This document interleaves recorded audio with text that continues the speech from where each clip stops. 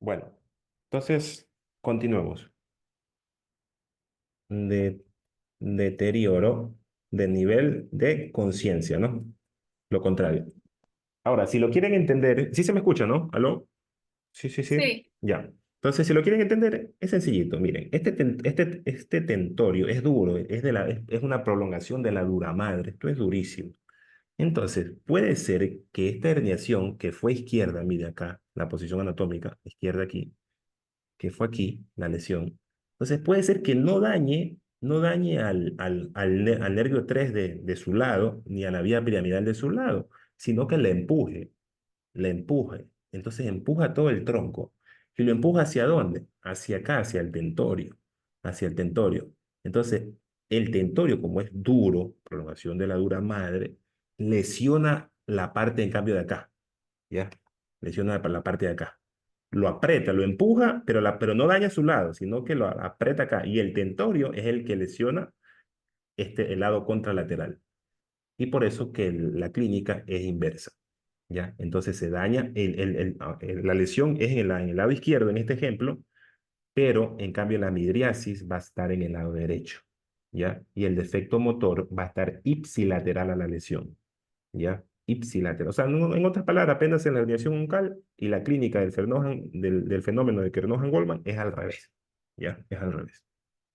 ¿Ya? Entonces, miren, y ahí viene la amigdalina, ¿no? La amigdalina. Después de la herniación uncal viene la amigdalina, ¿ya? Que ahí ya no hay que hacer nada porque eso ya es muerte. Eso es lo que tenemos que evitar, ¿ya? Entonces, eso. La herniación amigdalina es infratentorial. Infratentorial. También hay una cerebelosa ascendente, también infratentorial, que es muy, muy poco común. Entonces, cómo fue la pregunta que nos hizo a nosotros de la, del fenómeno de Kernohan-Wallman? Miren, ¿qué pasaría si les digo? Bueno, más o menos fue así. Se la voy a tratar de recordar un poco, pero era más o menos. Sí me están escuchando todos, ¿no? Ya. La, la pregunta era más o menos como, eh, ¿qué es característico de la lesión del fenómeno de Kernohan-Wallman? ¿Qué es característico? Espérense, me está saliendo la grabación ahorita. Ya. ¿Qué era característico del fenómeno? ¿Cuál de las siguientes opciones es característica del fenómeno de Kernohan-Wallman? Entonces, y miren las opciones que decía. Si la lesión es derecha, si la lesión es derecha, vamos a hacer aquí, derecha, izquierda. Entonces dice, si la lesión es derecha, el defecto motor va a estar izquierdo. Si hay anisocoria, ojo con eso, anisocoria y la pupila derecha va a estar arreactiva. ¿Qué entienden por eso? Ojo con eso. Así fue literalmente. Esa era la opción correcta. Ya. Si la lesión es derecha, dice, va a presentar anisocoria y pupila derecha A reactiva. A reactiva. Mire que en ningún momento había ninguna de las tres clínicas que vimos, que midriasis, que defecto motor. No, no, no, no, nunca mencionó entre las opciones midriasis. ¿Qué nos mencionó? Pupila A reactiva. Pupila A reactiva. Ojo con esto, pupila A reactiva, eso es igual a midriasis, ¿ya? Y a ustedes les va a poner así porque ningún grupo puso nunca midriasis. Siempre ponían que no responde al reflejo fotomotor, pupila A reactiva, pero ustedes cuando escuchen eso, que no responde al reflejo fotomotor o que tiene pupila A reactiva, ustedes en su mente tradúzcanlo como midriasis, como entonces pero entonces este fenómeno sí sería, entonces sí es el mismo lado de la lesión, Claro, sí, sí, sí. ¿verdad? Acá sería acá. Es- Y acá sería la chiquitito. Gracias por la corrección. Ujú. Se lo preguntaba. No, Ah, entonces a perfecto. reactiva, pupila reactiva sí sería midriasis. Ya, ya. Exacto. Porque la midriasis en el fenómeno de Kernohan-Goldman es contralateral a la lesión. Entonces va a estar así. más o menos en el fenómeno de Kernohan-Wurm. ¿Ya? Bueno, ¿y qué más sigue? La clínica. Vamos a hablar de la clínica. ¿Alguna pregunta, chicos? Por ejemplo, con lo de las hernias, entonces sí Ya, sería como un orden, que primero es que tuviéramos la herniación subfacial, de ahí teníamos la transtentorial lateral uncal, de ahí la transtentorial central o diencefálica, y de ahí tuviéramos finalmente la amigdalina, ¿verdad? ya, mira, dependiendo. Si la lesión, tienes una lesión a este nivel, ¿qué herniación vas a cursar de entrada? ¿Con qué herniación comienzas de entrada? A este nivel. Que por la temporal Ya, sí, puede ser temporal sería la mira, lateral uncal. sí, puede ser temporal o amigdalina, dependiendo, mira. Bueno, amigdalina es más, sería más abajito, ¿no? Pero a este nivel es un cal, podría ser un cal. Y acá, si es este nivel, ¿con cuál cursas de entrada? La del cíngulo, la Exacto, subfacción. exacto, subfalcina, perfecto. Mira, de entrada, ¿eh? De entrada. No es que, porque si te golpeas, por ejemplo, acá, no vas a hacer una subfalcina, ¿no? ¿Ya? Entonces la subfalcina es en la parte anterolateral, una lesión por aquí, que te empuja al, al, al cíngulo, ¿no? ¿Ya? Para el otro lado. ¿Ya? Pero si de entrada tú tienes, por ejemplo, una lesión así superior, de acá, en la cabeza, por un palazo, un botellazo, lo que sea, entonces ahí sí vas a hacer una diencefálica, de entrada, diencefálica. Ah, ya. ¿Ya? Entonces no es que siempre vas a hacer primero una subfalcina y así en orden, no, no. Dependiendo de la lesión. ¿Alguna otra pregunta?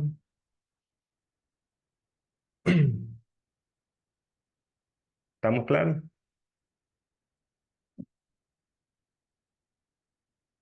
Sí, Bueno, bien. Vamos a hablar de la clínica rapidito. La clínica se divide en dos.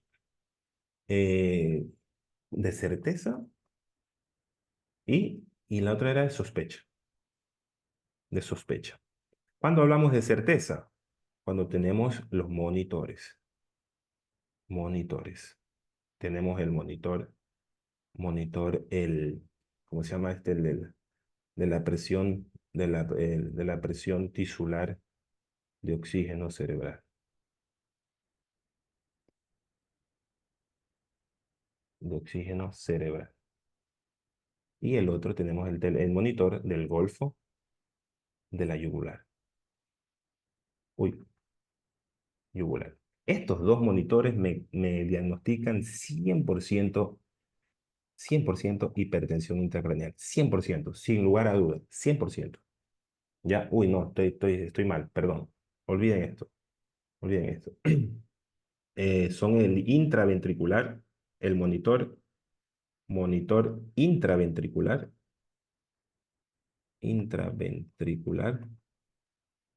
y el parenquimatoso.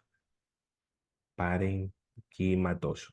¿Qué quiere decir eso? Miren, acá tenemos nuestro cerebrito, acá tenemos a los ventrículos, digamos. No, bueno, ya está hecho, ya ahí. Entonces, ¿qué pasa? El parenquimatoso entra acá, ¿no? Entra acá y toma la medida, y si da más de 20 milímetros de mercurio, si le da más de 20, entonces se diagnostica, diagnosticado. Pero tenemos otro medidor que llega a los ventrículos, ¿ya? Que se llama el intraventricular, ¿ya? Entonces, si ese no, igual nos da mayor de 20 milímetros, se diagnostica directamente. Ya es 100% seguro, 100% seguro. ¿Ya? Pero el intraventricular, ese tiene un plus de que puede ser diagnóstico, puede servir como diagnóstico y puede servir también como tratamiento. ¿Por qué como tratamiento? Porque tiene una valvulita que puede también extraer líquido cefalorraquídeo, ayudando a quitar contenido del cerebro para que disminuya la presión intracranial. Entonces es diagnóstico y tratamiento. ¿Cuál? El intraventricular. Entonces, por lo tanto, este es el gol estándar. Gol estándar, pero cualquiera de los dos me sirve para diagnosticar 100%. O sea, para diagnóstico, cualquiera de los dos. Pero el intraventricular tiene ese plus que sirve para tratamiento también. Ya. Eso es para cuando, el diagnóstico de certeza, 100%. Ahora, el diagnóstico de sospecha, ese es clínico, clínico. ¿Por qué? O sea, ¿cuáles serían las clínicas? Tenemos la triada de la herniación, de la hipertensión intracraneal. ¿Cuál es la triada de la herniación, de la hipertensión intracraneal? Cefalea. ¿Cuál más? Papiledema, papiledema. ¿Y cuál más? Se me escapa. La de Ah, vómito vómito, en vómito. pasos. Vómito en escopetazo, es perfecto. Escopetazo. Escopetazo. Vómito en escopetazo. O sea, el paciente está hablando contigo normal y de pronto así de la nada, ¡fum! Sale el vómito. Característico de hipertensión intracraneal. Papiledema. ¿Cuál es la característica del papiledema? Que el paciente tiene borramiento de los bordes de la pupila. Borramiento de los bordes de la pupila. Pero este paciente sí ve y tiene por lo tanto el reflejo fotomotor conservado. Conservado, esa es la característica del papiledema. Y la cefalea también tiene unas características, esto es importantísimo. ¿Ya? Esto les va a servir para cefalea muchísimo, porque casi la mayoría, no sé si exagero, pero el 70% de las preguntas de cefalea eran direccionados con descartar secundarismo, ¿ya? Y casi la mayoría, las mayores, o sí, casi la mayoría de las cefaleas secundarias tienen esta cefalea, esta característica de la cefalea, ¿ya? Que son secundarias, ¿ya? Entonces, ¿cómo es esa característica? Matutina, matutina, ¿ya? El paciente se levanta con la cefalea. Eso es hipertensión intracraneal. ¿Por qué? Por tumor, acceso, lo que sea. Entonces, ¿eso es igual a qué? A secundarismo, ¿ya? La cefalea matutina. ¿Qué más? Es holocraniana, holocraniana. O sea, toda la cabeza. Todita, todita, todita. Doctor, ¿le duele la mitad del cráneo? No, no, me duele todita la cabeza, todita, doctor, todita. Holocraniana. ¿Y qué más? Es progresiva. Es progresiva. Ups, es progresiva. Progresiva. ¿Qué más? Aumenta con las maniobras de Valsalva. Uy, aumenta con maniobras de Valsalva. ¿Ya? Aumenta con maniobras de Valsalva. Está al toser, doctor. Cuando yo toso, me duele demasiado. Hipertensión intracraniana. Hay que ver por qué. Puede ser por tumor, etcétera. Y esa, triada de la hipertensión intracraneal. ¿Qué más tenemos? Fenómeno de Cushing, que me olvidé de explicarles en la fisiopatología. Fenómeno de Cushing. ¿Ya? Miren, ¿qué es el fenómeno de Cushing? ¿Se acuerdan? ¿Qué era el fenómeno de Cushing? Hipertensión arterial ¿más qué? Era, Más es, bradicardia.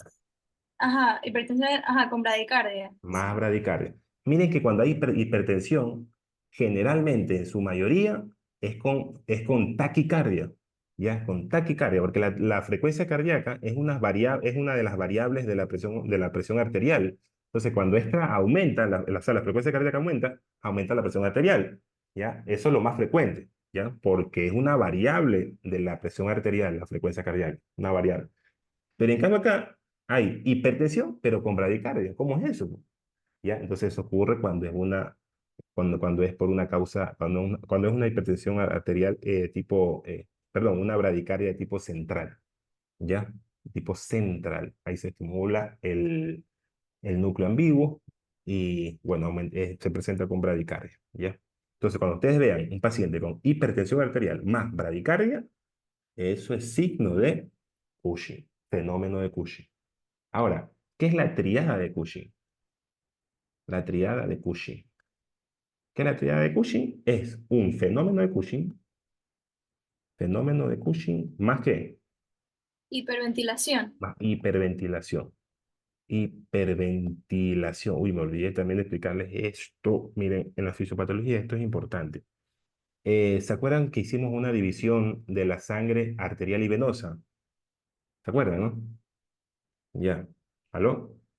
Bueno, entonces, ya salió, en el primer grado, ¿qué salía?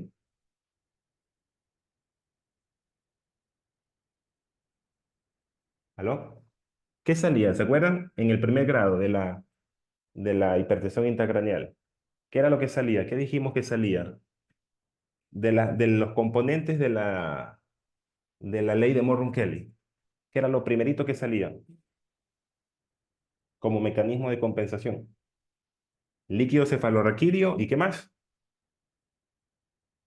Y la ¿Aló? sangre. Y Y la sangre. sangre. ¿Pero qué? ¿Cuál sangre? ¿La venosa o la arterial? Venosa. La sangre venosa, perfecto. Ya, perfecto. Entonces, y después el segundo grado era que aumentaba la presión arterial. Ya, en ese segundo grado, podría ocurrir el fenómeno de Cushing, que acabamos de ver, pero también puede ocurrir la triada de Cushing, que el paciente empieza a hiperventilar. Miren, en la hiperventilación se bota ¿qué cosa? CO2. ¿Qué es el CO2? Es un vasodilatador cerebral. CO2 es un vasodilatador cerebral. Vasodilatador cerebral. Entonces, ¿qué pasa con eso? Cuando yo empiezo a hiperventilar, estoy botando CO2. Boto CO2, por lo tanto, disminuye el vasodilatador. Y por lo tanto, ¿qué va a predominar? La vasoconstricción. La vasoconstricción va a predominar. Entonces, mira, aquí yo tengo ahora mi cerebrito, tengo aquí un tumor de este porte, ¿ya? Y dijimos que cuando hay hipertensión arterial, sí, hipertensión intracraneal, cuando hay hipertensión intracraneal, ¿al flujo le cuesta más o entra más fácil entrar al cerebro? Le cuesta más, porque hay mucha presión, le cuesta Ajá. entrar a la sangre. Y si ahora, tras que me está costando entrar, yo cojo y hago vasoconstricción, ¿qué le va a pasar al flujo cerebral?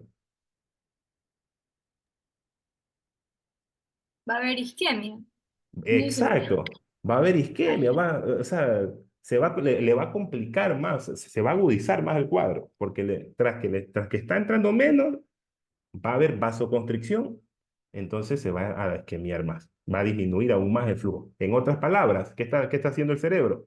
Sacando sangre arterial, impidiendo que entre sangre arterial como mecanismo de compensación. ¿Pero qué quiere decir eso? Que ya sacó sangre venosa, ya sacó líquido cefalorraquídeo y ahora el paciente está hiperventilando, ¿qué quiere decir? ¿Eso a qué es igual? A que va a entrar menos sangre arterial ahora. Ahora, cuando veamos triada de Cushing, que el paciente tiene el fenómeno de Cushing e hiperventilación, que quiere decir que está entrando menos sangre arterial al cerebro, hay que actuar rápido, rápido, porque el siguiente mecanismo es el de las herniaciones. Empieza a salir cerebro. Y entonces, antes de que ya salga el cerebro por las herniaciones, ¿ya? Que empiece a herniarse el cerebro, antesito de eso, viene la hiperventilación. Entonces, ojo con la hiperventilación. Y ahí ya conforma la triada de Cushing. ¿Ya? Paciente que ya empieza a hiperventilar con hipertensión intracraneal, hay que hacer cirugía rapidito porque si no se empieza a herniar. ¿Se entendió? Y, ¿aló? ¿Todo bien? Sí, sí. Bueno, y creo que me falta una más. Triada de hipertensión intracraneal, fenómeno de Cushing. Y la triada de la herniación uncal. También entra aquí en la clínica. Triada de la herniación uncal, que ya sabemos, ¿no? ¿Cuál es, no? Defecto motor, contralateral, midriasis ipsilateral y el deterioro del nivel de conciencia. Ya.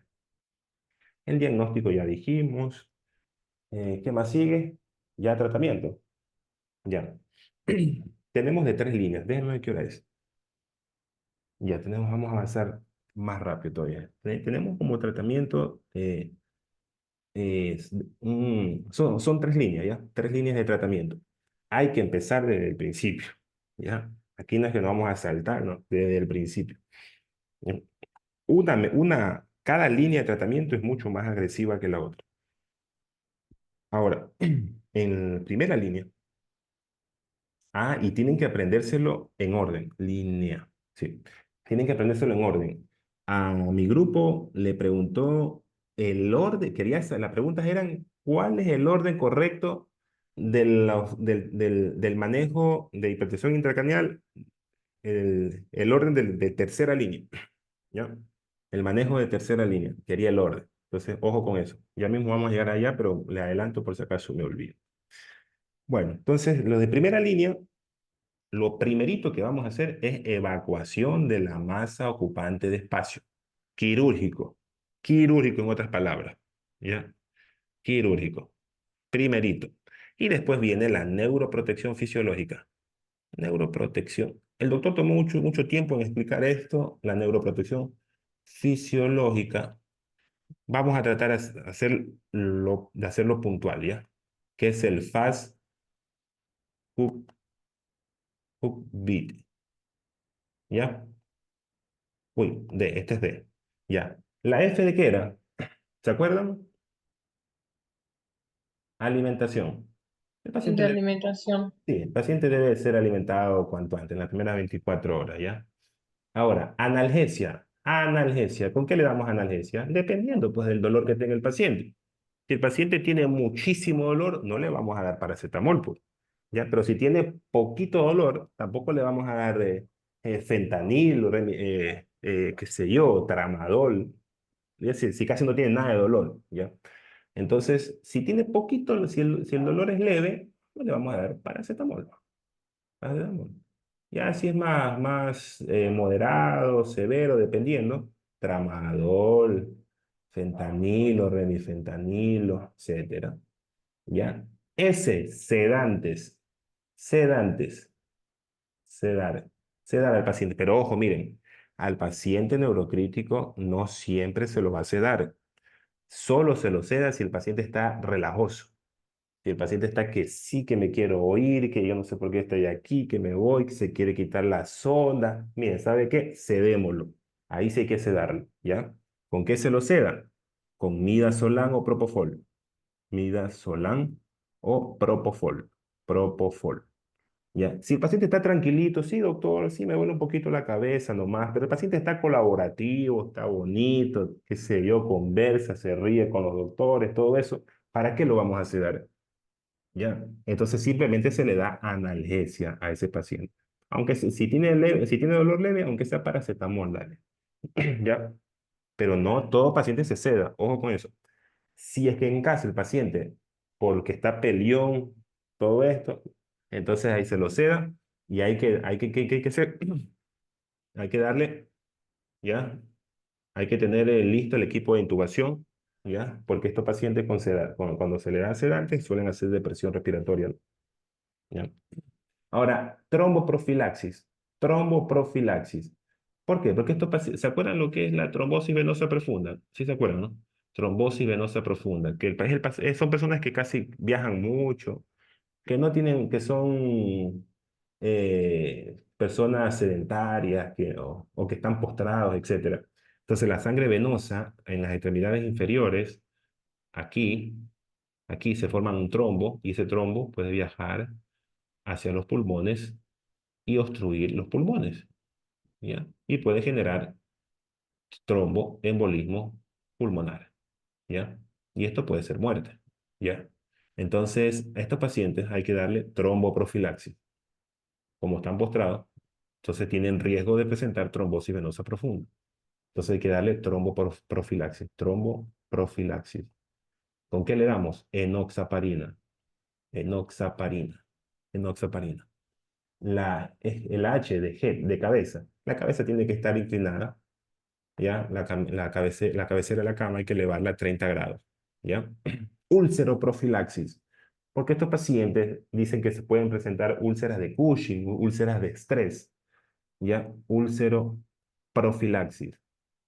Profilaxis. Esto lo preguntó, chicos, a cada rato. Yo creo que cada lección, de verdad, cada lección metía una preguntita de este tipo.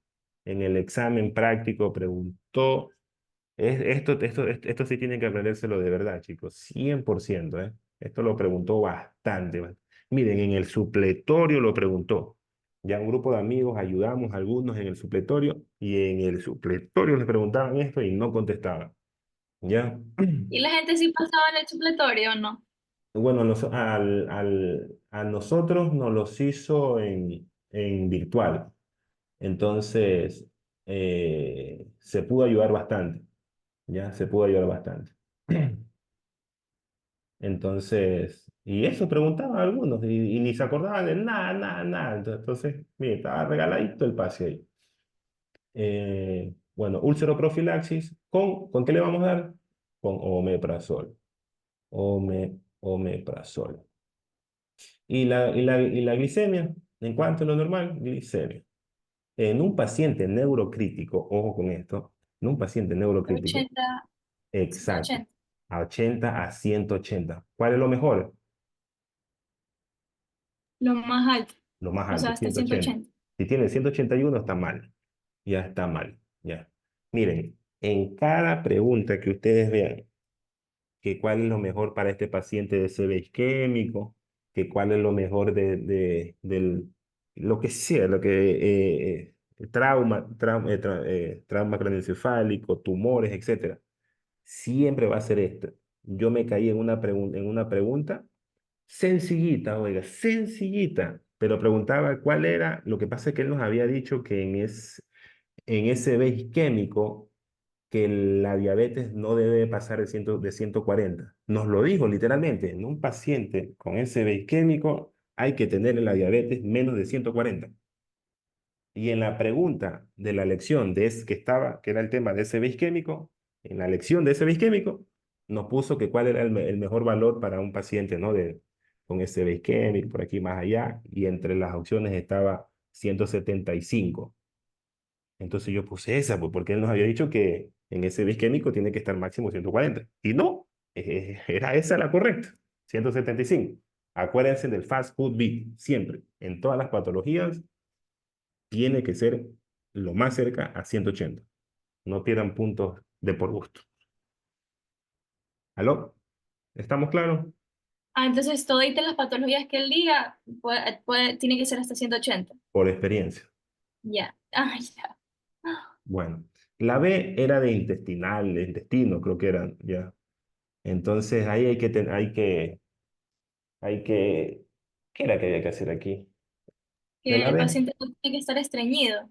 Ah, Es ya, depende. perfecto. Sí, sí, sí, sí, sí. Aquí hay que darle lactulosa para que no esté estreñido, ya, etcétera. Porque el estreñimiento hace maniobras de Valsalva, pues ya aumenta la presión intracraneal. Perfecto.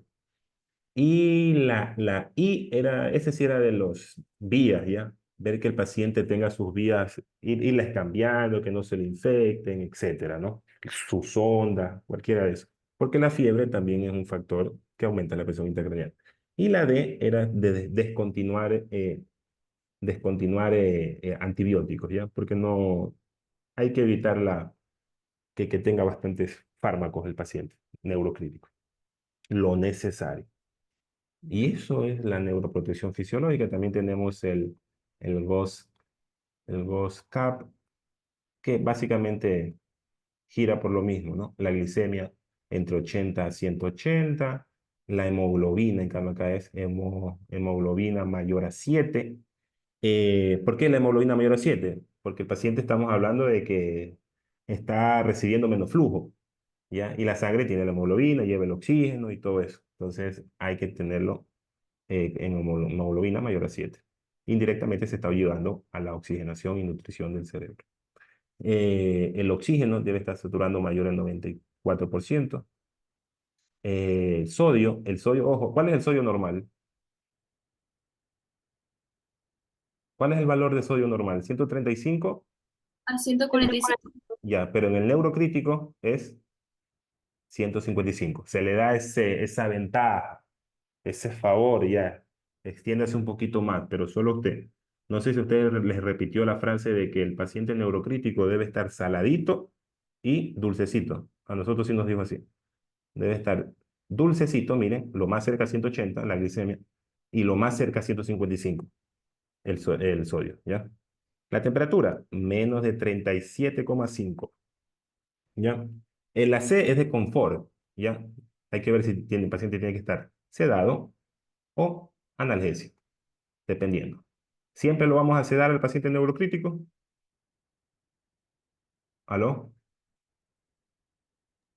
No, Ya, perfecto. ¿Por qué no? porque dijo que, o sea, ay, no me acuerdo bien. Si el paciente está tranquilo o se lo seda, No, solo no. si está alterado. Exacto. Ajá. Perfecto. Y la A, esta era, ¿la A de qué era? Porque la, acá estaba analgesia, CAP. Es Ah, la presión arterial. sí, sí, sí. Presión arterial, gracias. La tensión arterial media, ya mayor 80 y la presión de perfusión cerebral mayor de 60. ¿Ya? Perfecto. Y este es el PCO2. PCO2. Y ojo con esto, aquí tiene que estar en cuánto, 35 y 45. Pero, cuál es la mejor, cuál es el mejor valor de estos dos? El más bajo, Más bajo. El más bajo, 35. el 35. Si tiene 34, no, está mal. 35 está perfecto. Ya, lo más cerca a 35. Muchas lecciones giraban así, ¿eh? Como les digo, Fast Food Bill y Oscar preguntó muchísimo, de verdad. Preguntó muchísimo, muchísimo. ¿Ya? Esto debe ser uno de los primeros temas que deben de estudiar. ¿Y qué más sigue? Y ahora sigue la sedación, que ya dijimos. El tercer paso, de primera línea, tenemos entonces evacuación. Evacuación de la masa ocupante de espacio, la neuroprotección fisiológica, sedación, que está incluido también en la neuroprotección fisiológica, y la ventilación, ¿ya? La ventilación, dependiendo si lo vamos a sedar. Si se lo seda, tenemos la ventilación. Si no, no utilizaríamos ninguno de estos dos últimos parámetros. Y el último de la primera línea, ¿cuál es? El drenaje. Drenaje de líquido cefalorraquídeo, pero no menos de 20 milímetros. ¿Ya? Ese es el último. Menos de 20 milímetros por hora. Ya. Ahora vamos con lo de segunda línea. ¿Ya? El tratamiento de segunda línea. Aquí tenemos la osmoterapia. Osmoterapia. ¿Qué hora es? Uy, vamos más rápido. Vamos a meterle a ver. Aquí miren. La osmoterapia vamos a tener dos. El manitol y la solución salina. La solución salina. El manitol, el más frecuente, es el del 20%. Y en la solución salina tenemos del 3% y 7%. 7,5 o 7. ¿Me corrigen? ¿Cierto? 7,5, ¿no? Ya. Sí. Perfecto. Ahora, el manitol, ¿qué es el manitol? Es un diurético osmótico. ¿Ya? Diurético osmótico es un azúcar no difusible. No difusible quiere decir, bueno, la osmolaridad plasmática, la normal, valor normal, fluctúa entre 280 a 300 miliosmoles. ¿Ya? Eso es más o menos. Ahora, el manitol es un azúcar osmóticamente activa, es decir, que nos aumenta la osmolaridad plasmática, ¿ya? La aumenta, ¿ya? Y es el mecanismo con el que roba agua a las neuronas. Las neuronas están hinchadas por el edema citotóxico, ¿ya?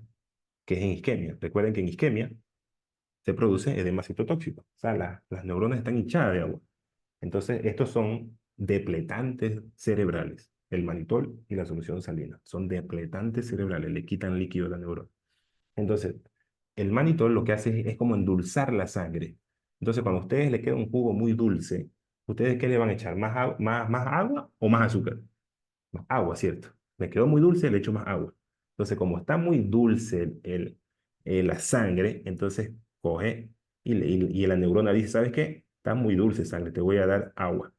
¿Ya? Y le da agua. ¿Quién le da agua? La neurona le da agua. ¿Ya? Le da agua. Miren. Entonces, es un depletante cerebral, le quita agua. O sea, la neurona estaba de este tamaño, ahora va a estar más pequeñita. ¿Ya? ¿Y eso es bueno o malo en hipertensión intracranial? Pues buenísimo, pues. Buenísimo, que recuerden que queremos quitar espacio, porque hay aquí ¿no? ¿Se acuerdan de la ley de Morron-Kelly?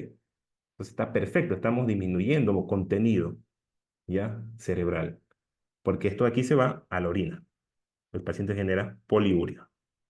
¿Con qué? Con el manitol, ¿ya? Y lo que deben de recordar aquí es que las contraindicaciones, esto nos preguntó, ¿ya? Sobre las contraindicaciones. ¿Cuáles son las contraindicaciones? Contraindicaciones. Son tres. Una, la hipovolemia. Hipovolemia. Se puede medir que tenga menos de 90 de sistólica. Menos de 90 sistólica. Que esté hipovolémico, contraindicado. Porque mire, eh, genero depresión cerebral, le robo agua a las neuronas, pero la boto. solo la boto. Entonces, si el paciente está hipovolémico, imagínense, o sea, tiene poco volumen y le voy a causar poliuria, lo mato. Entonces, contraindicado en hipovolemia o en shock, ¿ya? La segunda es cuando el paciente tiene una osmolaridad mayor de 320. Porque miren que el manitol aumenta la osmolaridad plasmática y por eso roba, como endulza la sangre, ¿no? Entonces, por eso le roba el líquido. Entonces, pero si ya de entrada el paciente ya tiene una osmolaridad alta, yo se la voy a aumentar mucho más. ¿Qué puede causar eso? Pues que robe demasiada agua a la neurona. O sea, yo quiero que me disminuya de tamaño la neurona, pero no quiero que se me muera, que me quede flaquísima, ¿ya? Entonces, por eso está contraindicado en la osmolaridad cuando la osmolaridad plasmática está mayor a 320, ¿ya? La tercera, ¿cuándo es? Cuando hay hiponatremia. Hiponatremia. ¿Por qué? Porque el líquido que llega aquí ahora al espacio vascular, el agua, aumenta y diluye el sodio, ¿ya? Lo diluye, ¿ya? Lo diluye. Al aumentar el líquido aquí, diluye el sodio, ¿ya? Entonces, si el paciente ya tiene hiponatremia, yo le voy a acentuar la hiponatremia con manitol. Lo mato, ¿ya? Entonces, por eso está contraindicado en hiponatremia, ¿ya? ¿Qué más deben de saber aquí?